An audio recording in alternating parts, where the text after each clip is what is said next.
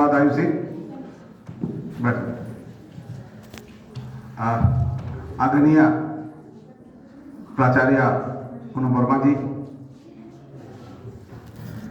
निदेशक शोध वायन दास जी,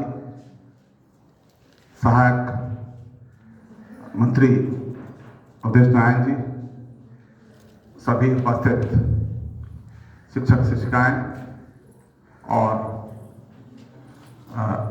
सभी भावी शिक्षक और शिक्षिकाएं, सभी को आज अंतर्राष्ट्रीय महिला दिवस की बहुत बहुत शुभकामनाएं।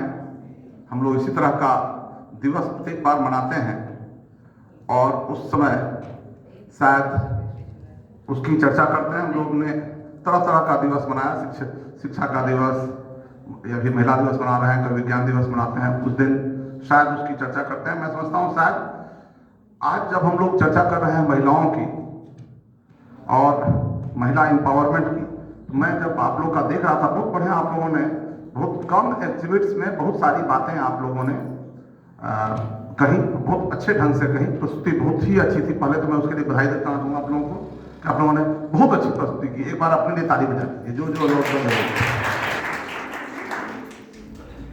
एक बात मैं जब समझ रहा था तो वास्तव में का मुद्दा उठा, क्यों कह रहे हैं कि आज हम लोग सभी काम करती हैं या नहीं करती हैं, पहले नहीं करते थे। आज से 100 साल पहले या 200 साल पहले यह प्रश्न नहीं उठा था। क्यों ऐसा प्रश्न उठ रहा है? आज उठ रहा है। ये जो पूरा women empowerment, women equality, women, ये मुद्दा ही 100 साल पुराना है।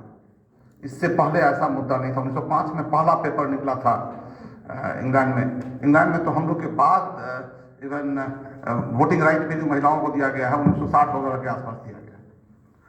तो एनीवे मैं एक पर्सपेक्टिव चाहता हूं आप लोग उससे समझना और देखना कि क्यों अभी हम लोग इस मुद्दे की बात कर रहे हैं, पहले नहीं कर रहे थे या पहले अलग ढंग से कर रहे थे। पुरुष और नारी तो शुरू से कोई ऐसा समाज नहीं रहा जिसमें पुरुष और नारी नहीं रहे। जैसे जैसे समाज का विकास हुआ है, हम लोगों ने एक लक्ष्य रखा समाज में और उसकी ओर हम लोग बढ़ते रहे। एक आज कहानी मैं आपको बताना चाहता हूँ। दो तीन कहानियाँ सुनाऊंगा सिर्फ, जिससे शायद जो मैं कहना चाह रहा हूँ उसको स्पष्ट कर पाऊँ।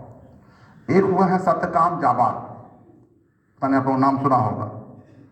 वो छांदोग्य उपनिषद में उनकी कहानी आती है। उस समय में, जिस समय में छांदोग्य थे, और वो भी शायद बिहार से ही जुड़ी हुई कहानी है, क्योंकि गौतम ऋषि यहीं के हुए हैं। गौतम ऋषि के आश्रम में वो गए। आश्रम में जब गए हैं तो उन्होंने आश्रम में उनसे पूछा गया कि आपका गोत्र क्या है, आप किस खानदान के आदमी हैं? तो उन्होंने कहा खानदान तो हमको मालूम नहीं है, हमको गोत्र मालूम नहीं है। तो लौट करके वो फिर माँ के पास गए।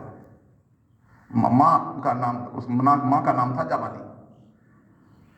माँ के नाम से वो जाबाली, ये जाबाल, लेकिन पिता का नाम नहीं था।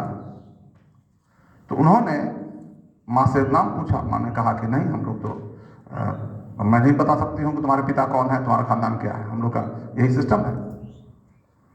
वो फिर आए गौतम ऋषि के पास। उन्होंने कहा कि मेरी माँ ने यही पता है और कहा है कि सत्य बात बोलो। सत्य काम इसलिए नाम भी रखा गया उनका, जो सत्य की कामना करता हुआ व्यक्ति। तो गौतम ऋषि ने उनको एडमिट कर लिया अपने इसमें, और उन्होंने ही परिवार की जो नई रूपरेखा आई है ये इन्होंने रखा सत्यकाम ने। उस समय तक स्त्रियां स्वच्छंद थी, स्वेच्छाचारणी होती थी और अपना जीवन स्वयं व्यतीत करती थी। तो उस समय का जमाना था जबकि परिवार का सिस्टम इवॉल्व नहीं किया था। धीरे धीरे लोग कबीला में रहते थे, लोगों के संबंध बनते थे, बच्चे रहते थे, बच्चे पलते थे। लेकिन सत्यकाम ने पहली बार स्थापित किया कि हम लोगों को अगर हम लोग चाहते हैं कि समाज का ठीक ढंग से विकास हो, विशेषकर बच्चों का विकास हो, तो परिवार की एक व्यवस्था रहनी चाहिए। और परिवार के बीच में एक सामाजिक भेद होना, मतलब सामाजिक जो कार्य भेद होना चाहिए, वर्क डिवीजन होना चाहिए। तो ये उन्होंने स्टार्ट किया। फिर धीरे धीरे बात आगे बढ़ी। अब देखिएगा